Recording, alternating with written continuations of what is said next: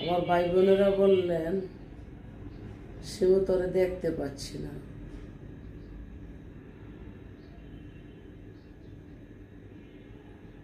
Video বার্তায় দেখি না। আমার ভাই বোনেরা, আমি আপনাদের জন্য কষ্ট পাচ্ছি। আপনাদের জন্য ব্যথায়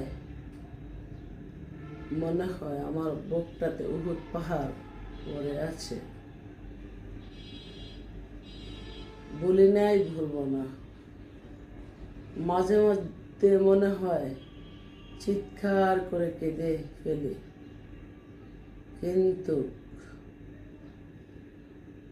কাঁদতে চেয়েও কাঁদতে পারি না। যে এতটাই কষ্ট হয় যা কাউকে বলতেও পারি না। তবে আমার জন্য দোয়া করবেন যেন আমি বেঁচে থাকি।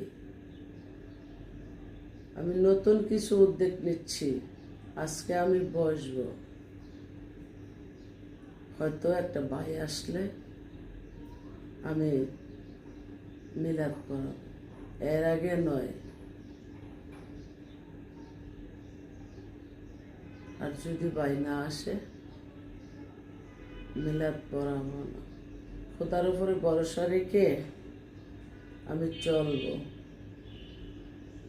বিচার কোথায় যেন হারিয়ে গেছে। আমার জন্য কোনো বিচারই নাই। আমি সবসময় কেঁদে বেড়াই, কাউকে কিছু বলি না। গোপনে গোপনে, আড়ালে আড়ালে, কাঁদতে কাঁদতে বুকের মধ্যে পড়ে আছে একটা বড় ধরনের উহুদ পাহাড়। যে পাহাড়টার ওজন আমি আর নিতে পারছি না। তবু পাহাড়টা সরানোর জন্যই অনলাইন নতুন কিছু যাত্রা